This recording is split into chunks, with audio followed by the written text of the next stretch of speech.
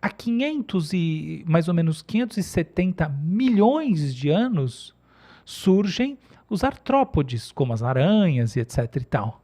Olha que interessante. Mas eu tenho, portanto, olha só, eu tenho uma distância de 1 bilhão de anos de uma célula para muitas células. Mas eu tenho um pouco mais da metade desse tempo para ir de algumas células para um ser altamente articulado e altamente sofisticado. Ou seja, a timeline da evolução, em geral, não sempre, é muito longa. Mas ela não é completamente linear. As coisas primeiro demoraram muito tempo para acontecer e depois elas começam a acontecer mais rapidamente. Tanto que tem um evento que é chamado a explosão cambriana, que é muito importante por causa disso.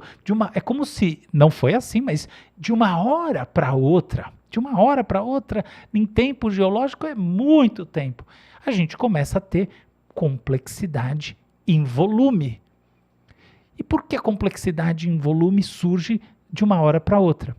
Porque as coisas não acontecem desacopladas do ambiente. Sempre que você for pensar esse assunto, você tem que pensar que a gente está falando de uma relação com o mundo que está se transformando. É a temperatura do planeta, são as chuvas, são as mudanças geológicas e, evidentemente, é o próprio feedback que os organismos criam. Porque, por exemplo, um organismo que faz fotossíntese naturalmente cria uma estrutura com oxigênio, com gás carbônico, uma distribuição de gases que é muito mais favorável para organismos complexos poderem viver e assim por diante. E é assim que surge, nessa lógica de que um organismo gera, ou um conjunto de organismos gera as condições de base para outros, aquilo que a gente entende como a Terra, esse ambiente de alta delicadeza. E é por isso que é tão complexo a gente ficar mudando coisas nele. Então você tira um negócio, fala assim, qual que é o problema de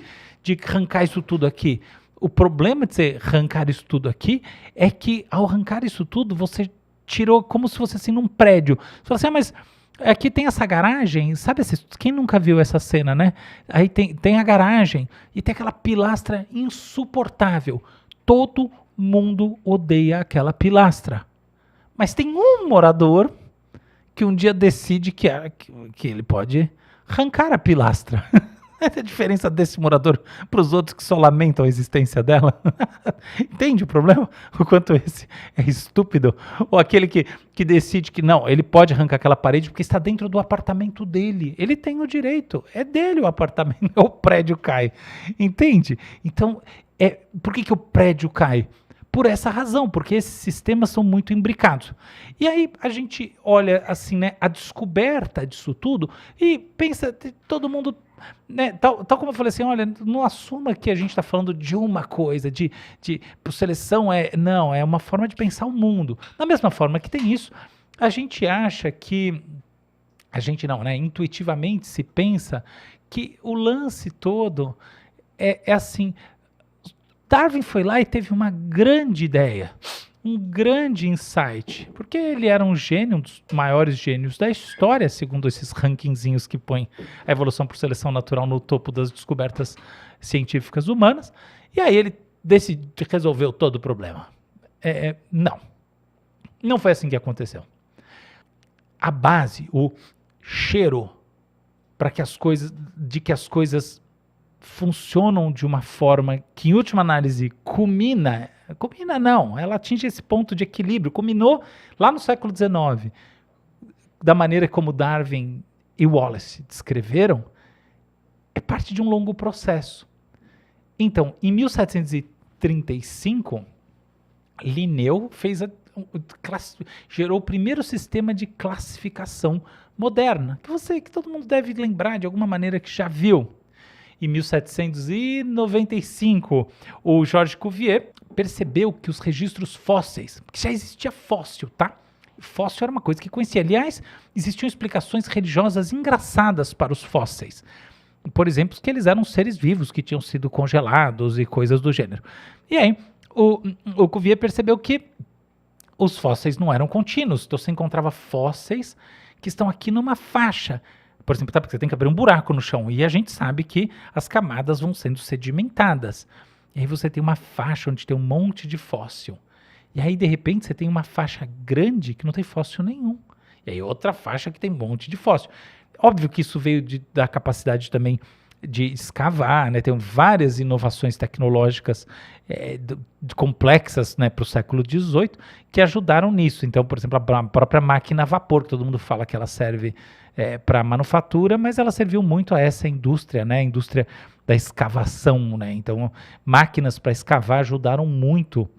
E explosivos, que era um péssimo jeito de fazer as coisas, mas muitas vezes era assim que era feito, ajudaram nesses processos de descoberta de que os registros fósseis são saltatórios. O que significa? Ué, tinha uma época que tinha alguma coisa e uma época que não tinha alguma coisa. E começa a se perceber que essas coisas que estão lá, coisas vivas, elas têm muitas vezes têm algo em comum. Assim, isso é muito comum que elas tenham, assim, então, por exemplo, existe um nível de complexidade onde você vai achar, um nível de complexidade compartilhada que você vai achar naquele registro fóssil, né? Então, você acha num registro fóssil estruturas esqueléticas típicas, esqueletinho lá, e tem num outro que ainda não tinha isso. Em algum momento esse negócio começa a aparecer. Então, essas evidências vão surgindo. Né?